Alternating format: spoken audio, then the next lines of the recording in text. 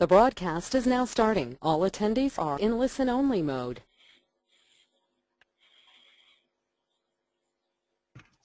Good morning, everybody, and welcome to our webinar on transition to leadership. It's lovely to see that about 10 or 12 of you are in the room so far. So a warm welcome. My name's Paul Gentle, and I'm the Director of Programs at the Leadership Foundation. And I'd like to introduce my colleague, Jean, who is in another location elsewhere in the UK. Jean. Hello everyone, hi, it's Jean Chandler here. Nice to be with you all today in the webinar. I'm the Programme Director for Transition to Leadership, and it's great to be talking to you about the programme today. So Jean is joining us from Glasgow. I'm actually in the western part of Devon at the moment.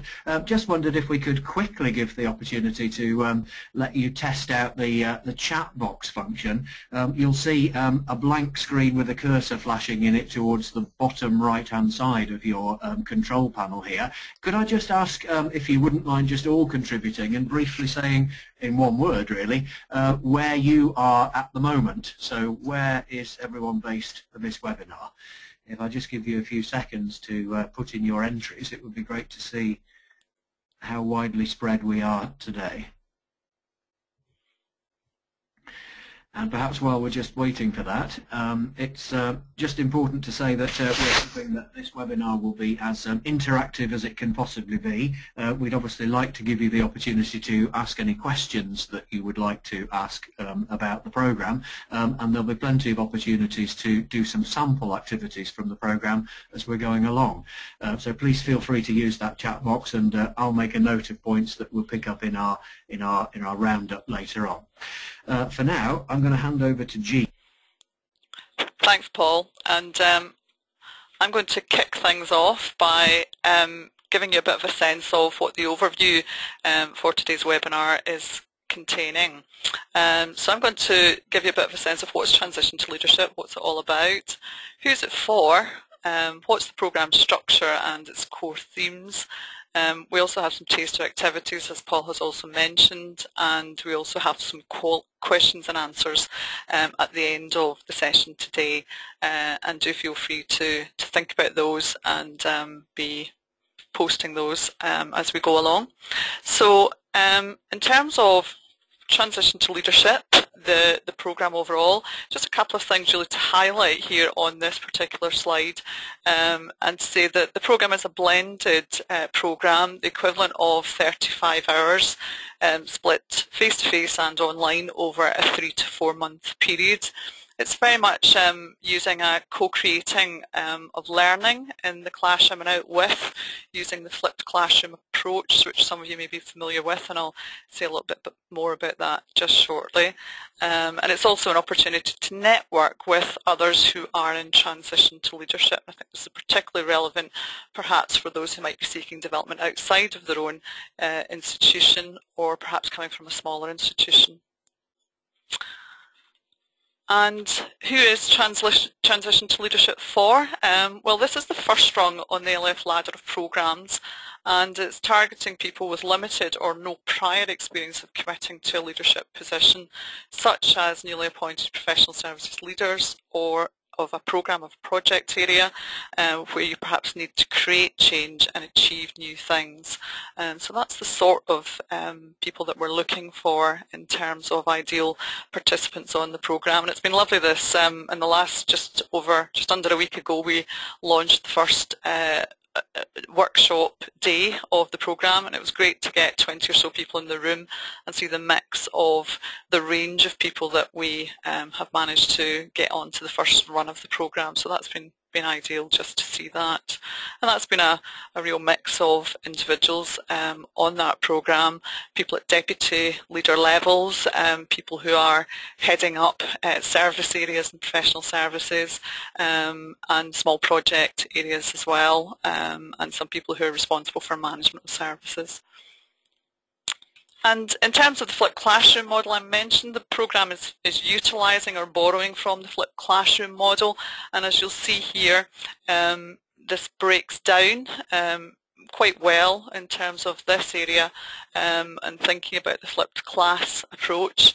And that's the sorts of areas that you can see here in terms of out with the classroom setting. People are watching videos, they're practicing online, they're rehearsing, they're investigating leadership theory and thinking, in particular in the first module.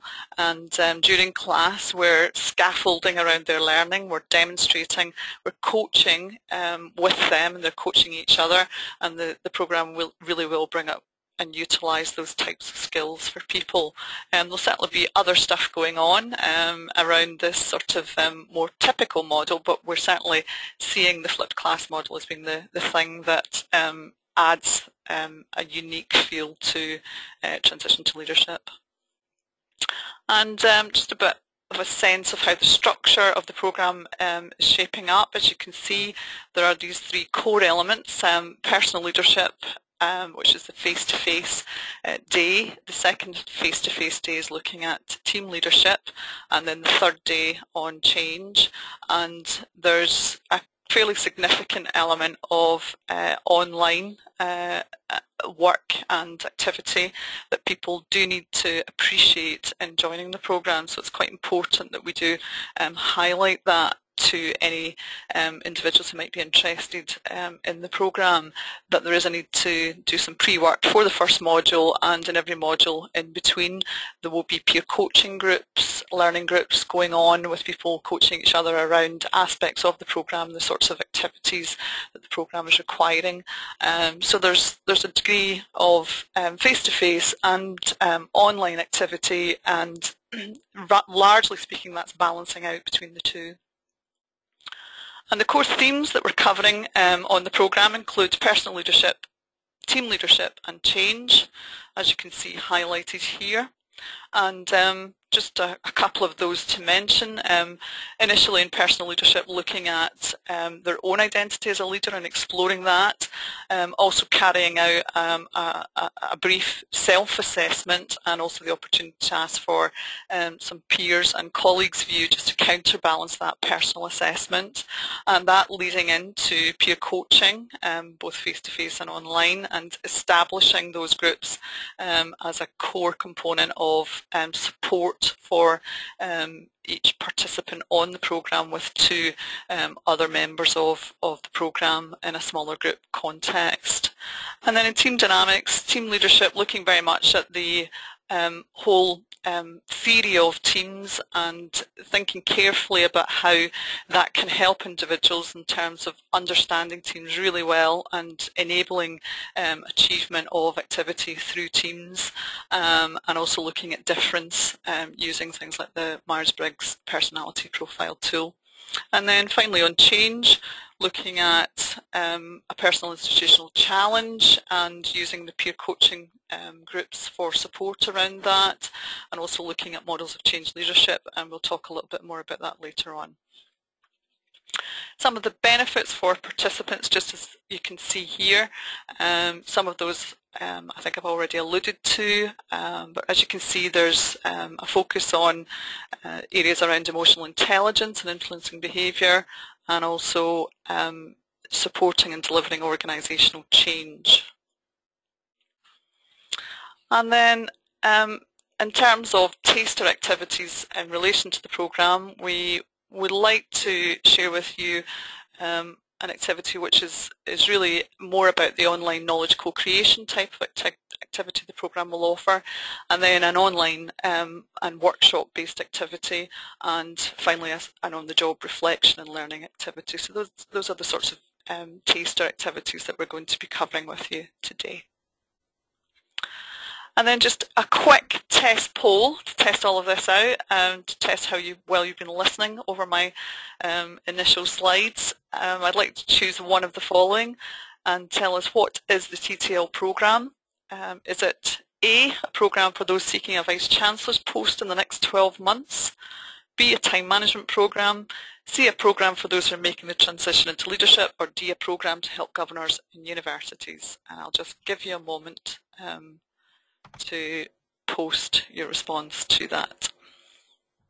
Thanks very much, Jean. So that poll is now open, and we're going to keep it open for just a minute to give you the opportunity to respond to that. So on your screen now, you should be able to click the box that works. This is just, of course, a quick concept checker to make sure that your polling is working. We're going to set you a more interesting challenge a little bit later on using this polling scheme. So far, 83% of you have voted, and you've all given the same answer, which is the correct answer, in fact. So I think 92% have voted now. That's very encouraging, and things are clearly working. We'll keep it at, and 100% have voted, and everybody's got the correct answer. So, Jean, I'm going to close the poll now and hand back to you. Thank you very much, everybody, for your participation. That's looking very promising. Thanks, Paul. They're an attentive audience. That's a good sign. Okay, so as I mentioned, one of the core elements of the programme is the area of personal leadership, and I'm now going to turn to have a look at that. And the first activity really is providing you with an opportunity to think about styles of leadership and also your own preferred individual leadership style and the sorts of leadership styles that you might have experienced already and how those might impact on people at work and in relation to the workplace culture. So what we'll be exploring with people in the programme is kind of what has helped in terms of leadership style and what has got in the way, and whether different styles have been helpful at different times or in different situations. So what we're going to do is take a look at 6 leadership styles as captured by Daniel Goleman. Some of you may be familiar with Daniel Goleman's work. He is a guru on emotional intelligence and leadership, and so I'm going to ask you just shortly to have a look at those 6 styles and say a little bit more about that. I should also mention as an extra point the relevance of the heading on this slide and the colour to some global events that took place this weekend. So if you are aware of what that's all about, then please do post your comments in the chat box. We'd be interested to hear. So moving on then, Goleman identified some styles of leadership, 6 in total, and these are the styles that you can see set out on the slide here. Number 1 is the visionary style, number 2 is coaching style, number 3 is the affiliative style, number 4 is the democratic, number 5 is pace setting, and number 6 is commanding. Now, Goleman identified that the various styles can be effective in different situations, and interestingly, one style was found to be most effective in terms of overall positive effect on culture. It'll be interesting to see if anyone picks that up. However, 4 of the styles have a consistently positive effect on organisational climate and results, and 2 have tended to have a more negative effect. So, what we would like you to do is, just as I've popped up here the slide on the leadership styles, what I'd like you to then do is take a look at that. I'll give you a minute just to have a quick look at that.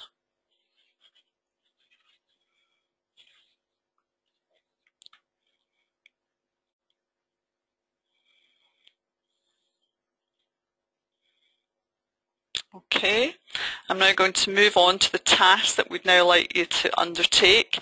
And the first part of that is to review the 6 leadership styles and identify your preferred style. And if you could now post that.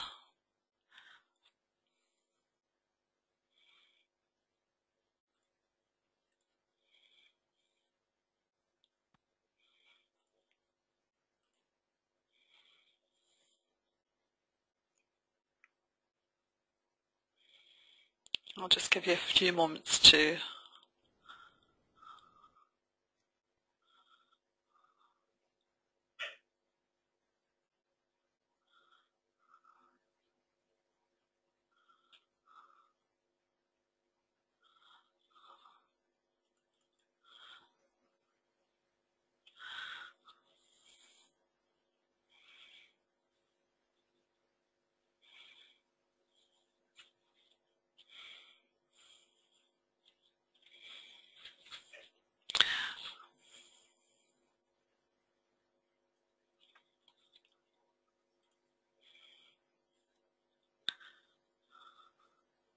Okay, Gene, so just looking at what's coming through from what people are contributing, we've got a 50-50 split at the moment between democratic and coaching style, and one other person described it as networking or democratic. Somebody's just asking, Gene, is it possible to see the styles screen again, please? Yes, of course. Lovely. So I think we've got about 6 answers so far. If you just have a quick look at that and contribute what you've got, that would be fantastic. So far it's still 50-50 between democratic and coaching. Democratic now has the edge. Somebody says, I like commanding, and coaching caught up again there. And Miranda says, was the question, which do you prefer, least or most? And the answer at this stage is most. So I think Jean's coming on to the least bit in a second. So thanks very much for your contributions on that. Jean, perhaps on to the next part of that task. Yes. Okay, and the second part of the task is that we'd like you to comment in the chat box around which leadership style you prefer least and why. So if you could just post your comments in the chat box, that would be really helpful. Thinking around which of those styles you prefer least and why. I'll just give you a moment or so to do that. So Miranda has said commanding. Marcello has said pace setting because it's not a very adaptive style. That's a great comment. Thanks very much, Marcello. Please do keep those coming in. It'd be interesting to see what the split is across the whole group here. Heather says the least preferred is pace setting. It may work for high achievers but need to take account of everyone in the team. And Valerie points out that the affiliative approach takes a long time. Clearly requires a lot of time commitment to engage with people. Okay, these are some really interesting and rich comments that we're getting. Yeah, we've got a couple of people saying that commanding is their least preferred because you take responsibility for everything and take autonomy from everyone in the team. And Katie says pace setting because the pace setter usually in her experience has far greater expectations. We've got Kathy saying commanding is the least preferred style. You haven't always got everyone on board. It might work better if there were trust in the team. So thanks very much for a great range of comments there, colleagues. Yes, really rich and very helpful. And some of the learning that we would develop from this particular activity on the programme is thinking about you know, what is the preferred style for individuals learning on the programme?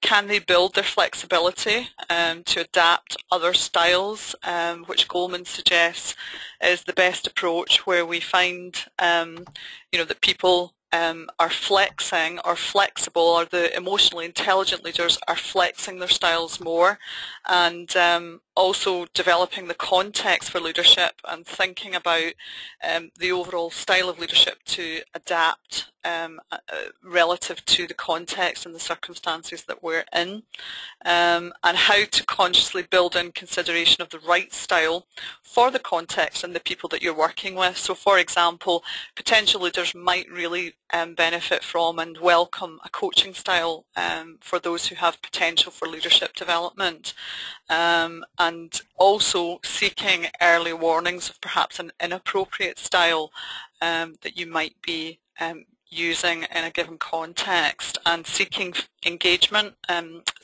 feedback about engagement with members of your team, and also seeking an idea of whether they feel they're getting enough direction, for example, in relation to perhaps more of a visionary style being adopted. Great. That's a really useful and rich discussion around that activity.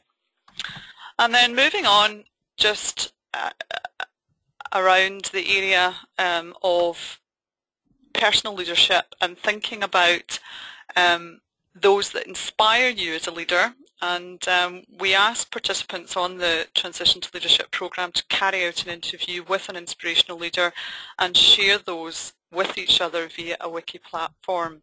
And this is helping them to identify what they admire about this leader and what, in their opinion, makes them a successful leader. and what's particularly good about their style, and what makes them successful overall. So can I ask if you can give us a sense of who's your inspirational leader and why, and perhaps post one key attribute of their style into the chat box. That would be really interesting to hear.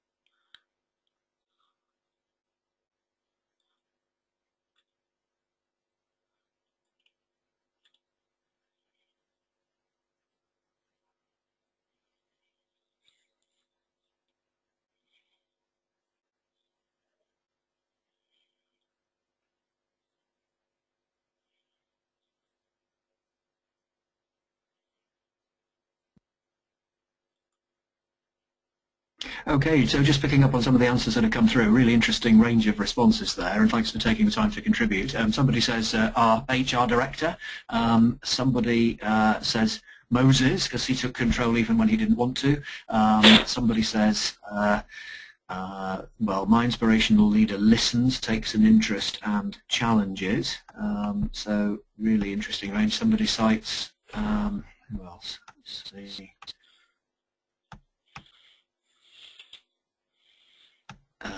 Augustus, Franklin D. Roosevelt, Dwight D. Fiorello, A. LaGuardia, Eisenhower, they all managed to extract the best from difficult situations, continuously winning major wars, both political and otherwise, after losing battles with the help of phenomenal teams.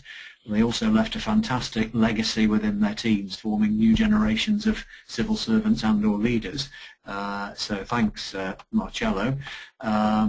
A previous boss, somebody says, and their ability to build a really effective team all aligned to their vision.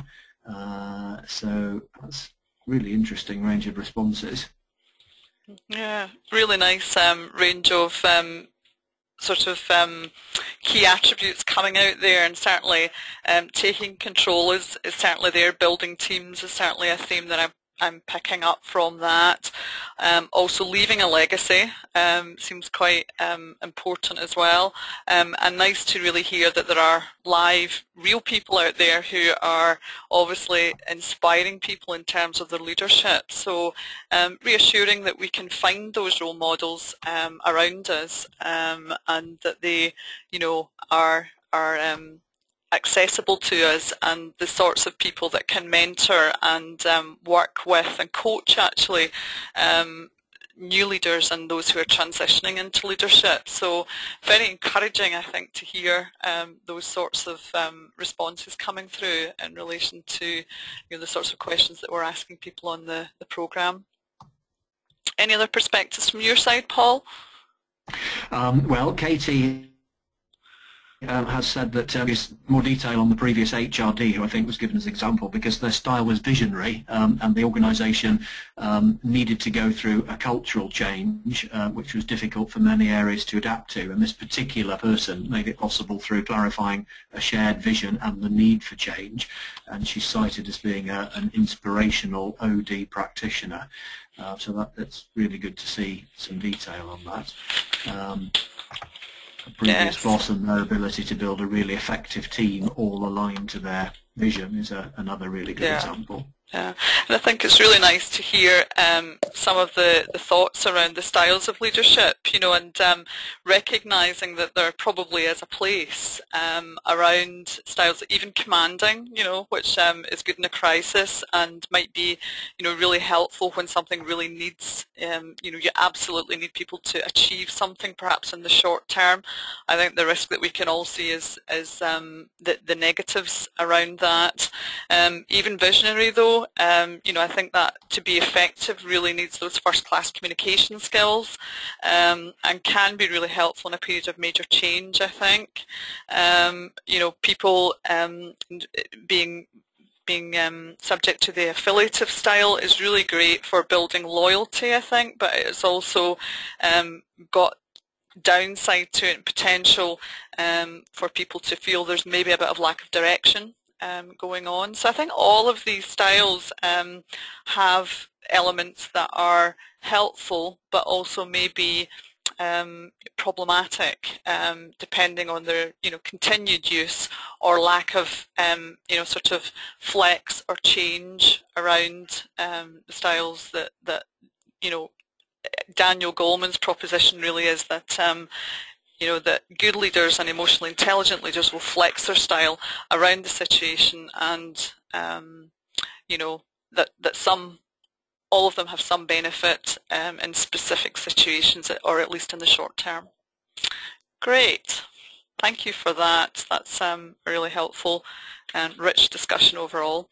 So moving on, one of the other areas that we wanted to cover as a taster session today was looking at the whole area of change leadership, and this seems particularly pivotal for people who might be typically participants on the Transition to Leadership programme and being required to initiate or certainly support organisational change at their level. So what we're inviting people in the programme to have a think about is what makes for good change leadership, what works and what doesn't in that context, and in this activity we'd like you to identify one aspect of successful change leadership that you feel is key to achieving change and to post that into the chat box, and I'll just give you a few moments to do that.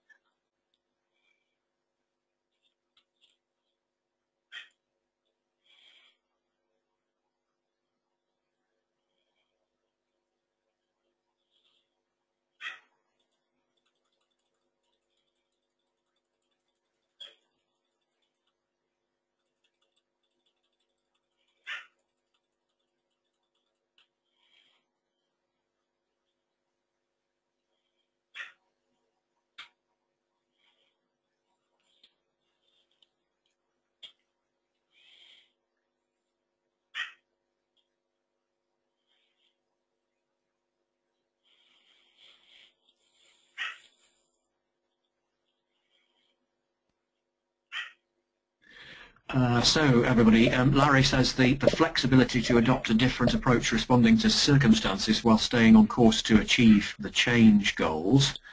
So that's very interesting, focused sense of direction, but ability to accommodate change as that's going along. Thanks very much for that one.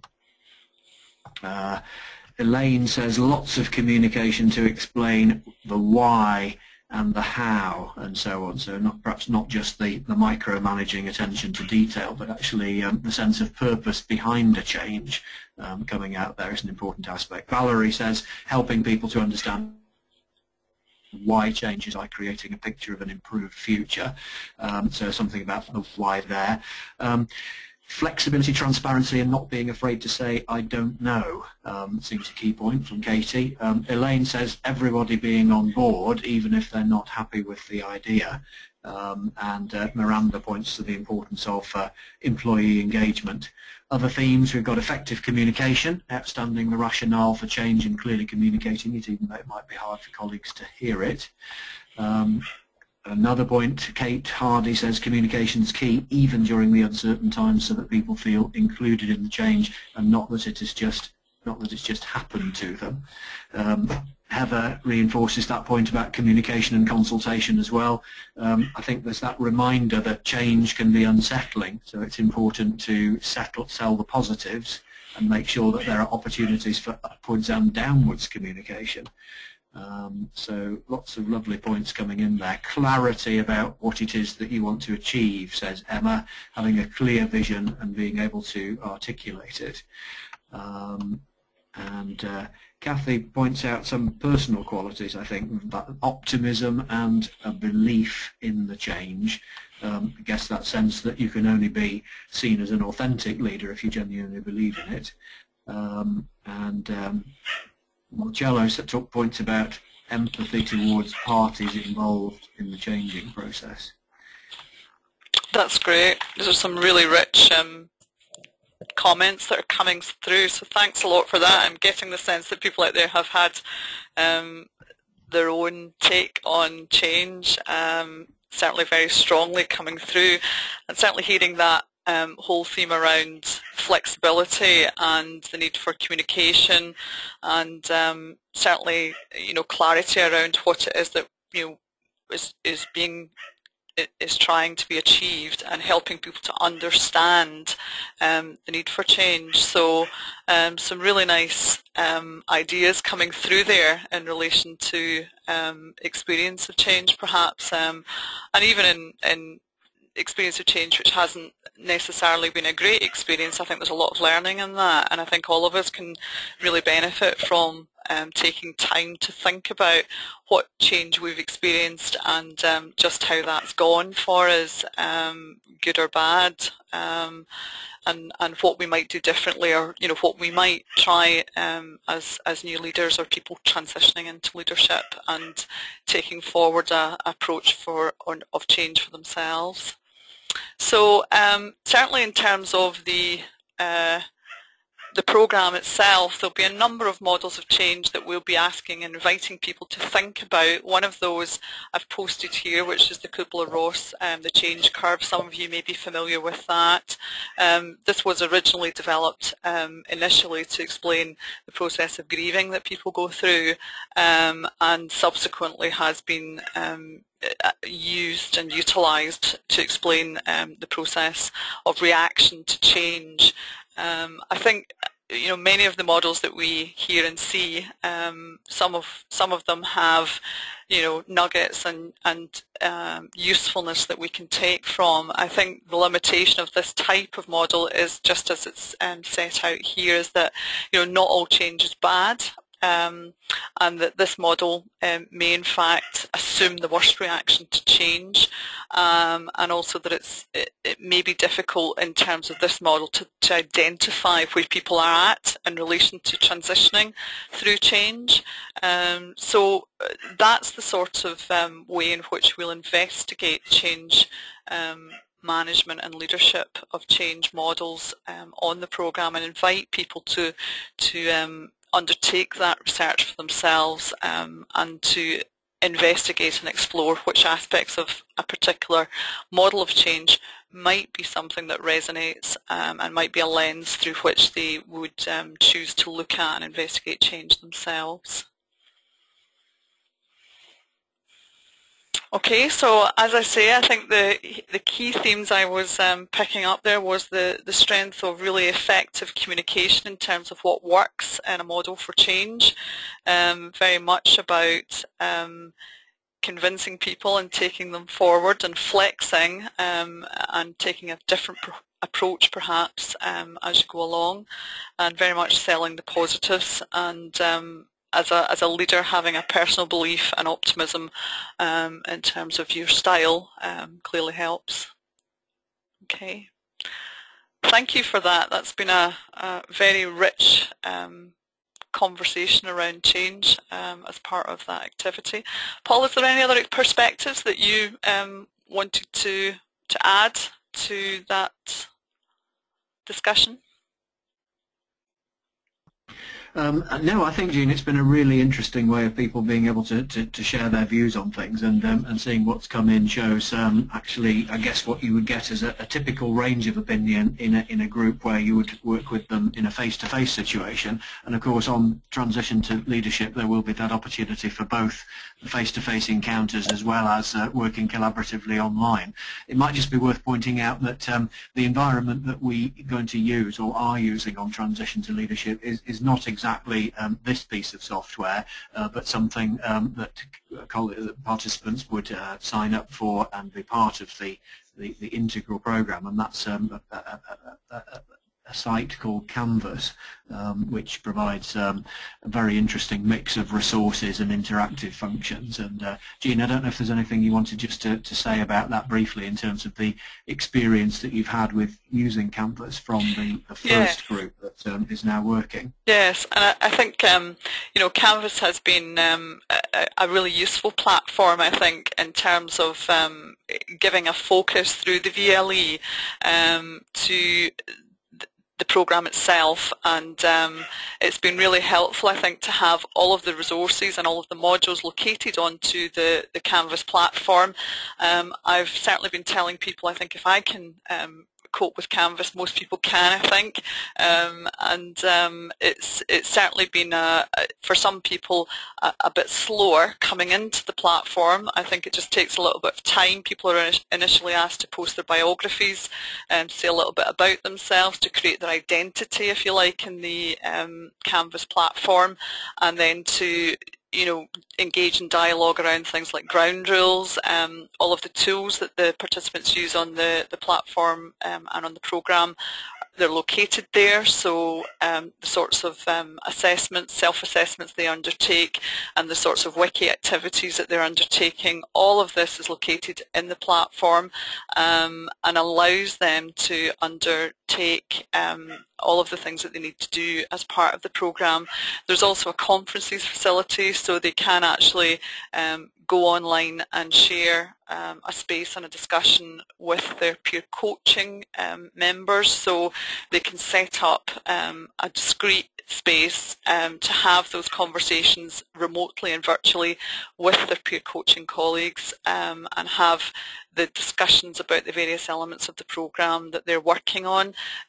Many people are using their initial self-assessment, the leadership wheel, to self-assess themselves around the areas of their personal leadership development, and that will enable them to think about the sorts of goals that they might want to set for themselves, whether that's around areas of developing their interpersonal relationships at work, or looking at areas around their sort of strategy and strategic planning and the sorts of areas that they feel that they want to address overall, and that then will wind out into coaching goals during the program, where they can then meet online with their coaching peers to work through and gain support around their own particular areas of personal development. So I think Canvas gives us all a really excellent space in which to do that, and it seems now that all of the participants on the program have actively engaged in that, and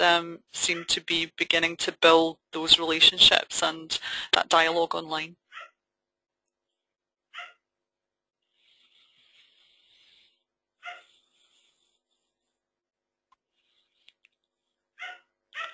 Okay, Jean, well, thanks very much. Now, at this stage, we were just wanting to pick up on any questions that had been raised during the conversation that we've had so far. And Miranda's posted a couple of questions. The first one a few minutes ago was a sharp-eared comment, I think, on the basis of, is that a dog I can hear in the background?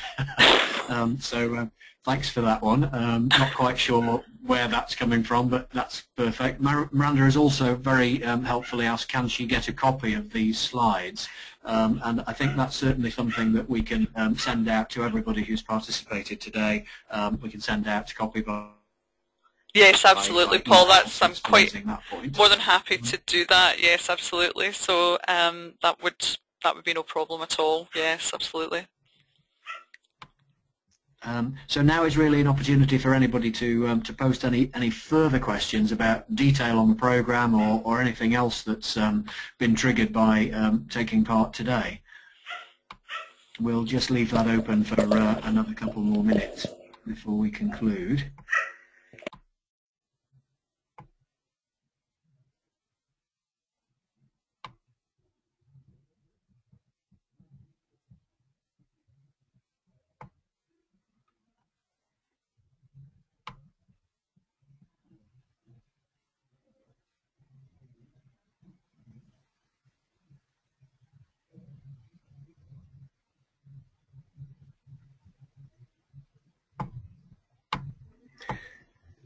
So, Jean, I wonder if it's an opportunity just to remind people, while we're hanging on there, of the next application deadline and some of the key dates for the next run of the programme.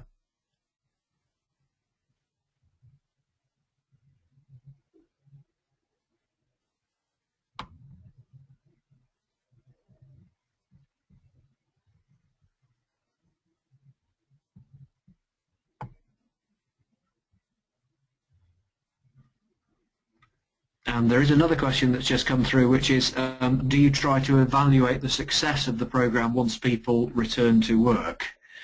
Jean, I'm not sure if you can hear that question and pick up on it.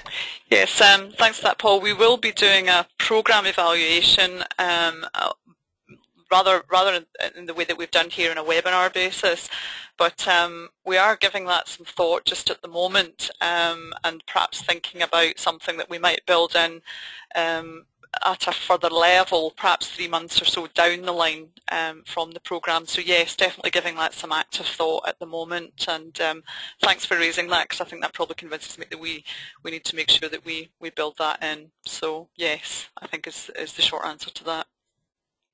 And I think that's a generic point for the Leadership Foundation and all our programmes, that we're working much more concertedly now on that question of what's been the impact of programmes on people's behaviours, not just what their immediate satisfaction is, but what actually has made a difference 6, 12 or 18 months down the line. So there are follow-up surveys with participants selectively to engage with that, and a variety of different schemes to get people to think about the impact of the programme once it's actually finished. Jean, there's a question from Larry about where we hold the classroom days, the face-to-face days for the programme, and of course I know that does vary and does move around different locations.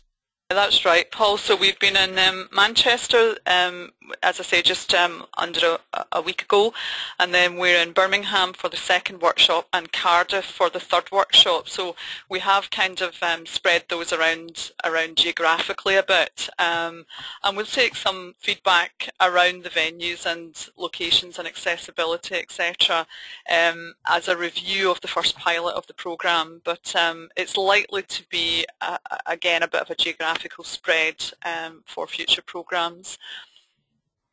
Thanks, Jean. There's a specific question from Kathy, who says, could you say a bit more about the flexing your EQ, which you mentioned under the team leadership discussion? Yeah, definitely.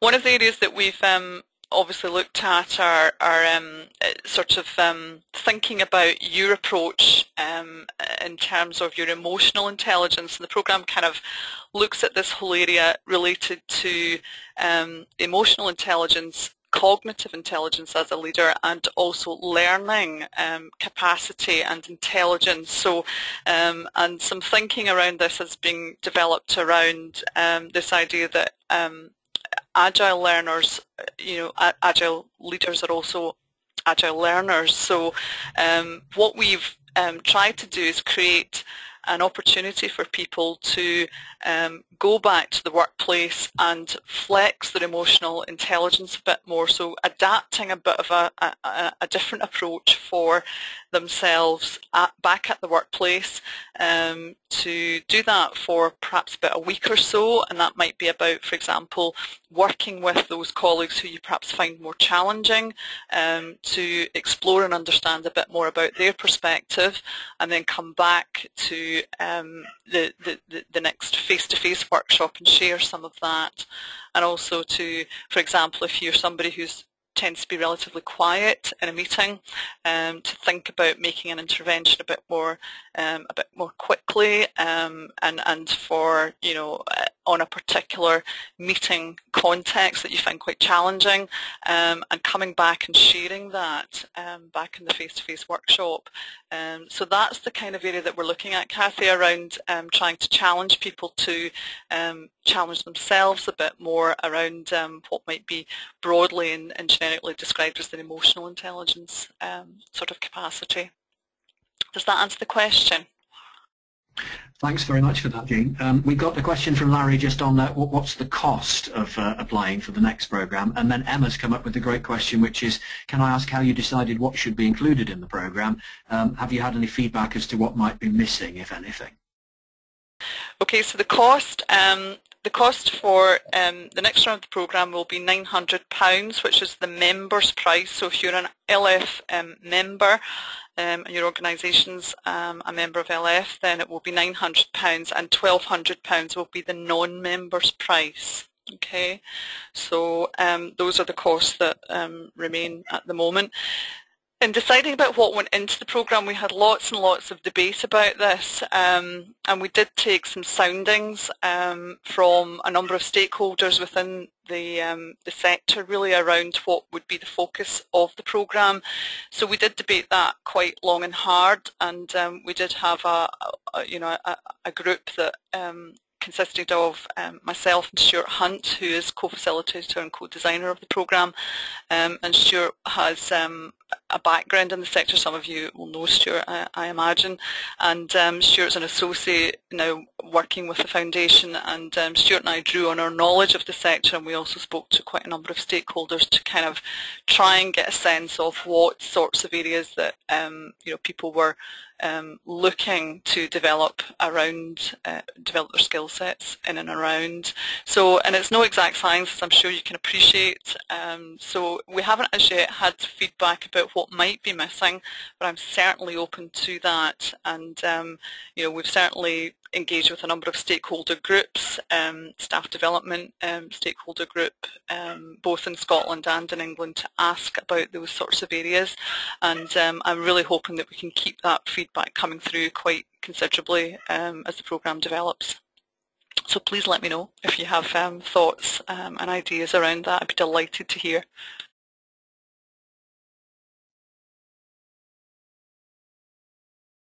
Thanks very much, Jean, and I think that takes us through all the questions that colleagues have raised. Kathy has just commented to say thank you very much for your answer on the emotional intelligence question, so she thanks you for a really helpful.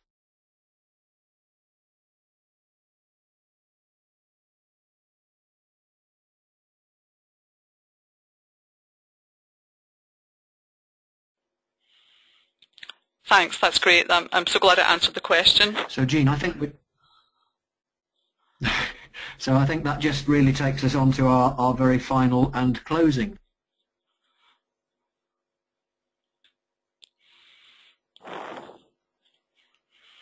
Okay, and it would be great to get some feedback on the key points you've learned about transition to leadership in this first webinar for the programme, and if there's something you'll be saying about transition to leadership as a result of the webinar today, we'd be delighted to get some insight into that.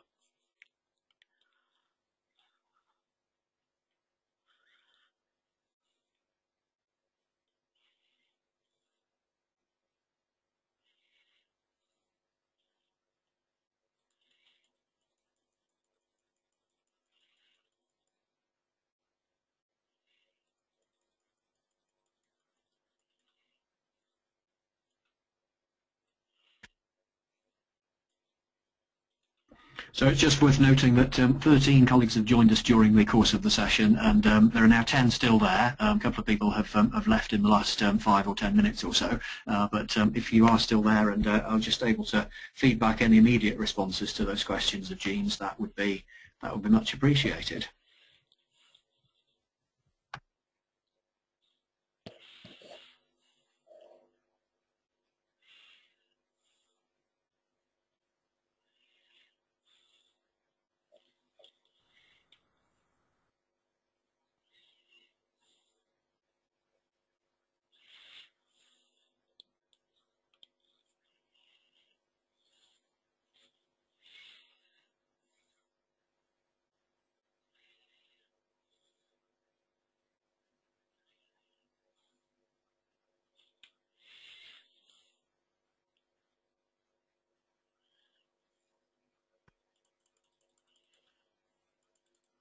So thanks, Larry, for your comment. Larry says, thank you, very useful overview of the programme. Emma says, thanks, Jean, very helpful. Sounds like a really interesting programme she will share with colleagues and consider the programme for some of their new appointments. Great. So that's really good to know.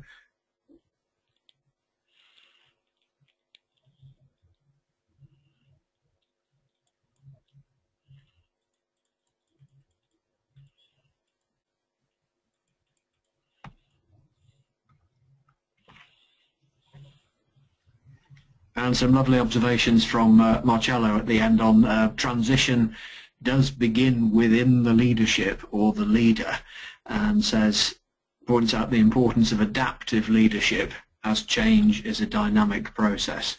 And I think that's very much in tune with the philosophy and the practice of the programme, Jean. Yes, that's great, and very rich conversation today around that. So thanks so much for sharing those thoughts. And we've certainly enjoyed so far the initial dialogue on the first module of the programme, and have been delighted and amazed at the quality of the discussion, the dialogue around leadership at this stage. And it's lovely when you design something and then see something actually begin to happen in the room with people, which is the co-creation of knowledge. Of course, we all have huge, vast swathes of knowledge within us, and it's lovely to see participants sharing that, and particularly around this first day on thinking about your own personal leadership and how that change might be occurring. So yes, thanks so much for that, Marcello. That's great.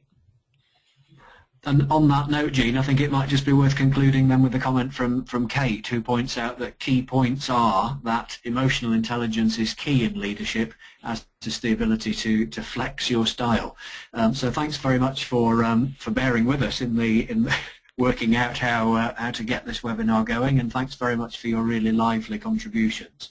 Indeed. I would just like to echo that and say thanks to everyone for your time and engagement. It's been great and a lovely learning experience for me too.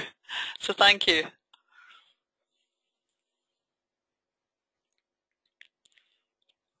Thanks and goodbye, everyone. Goodbye.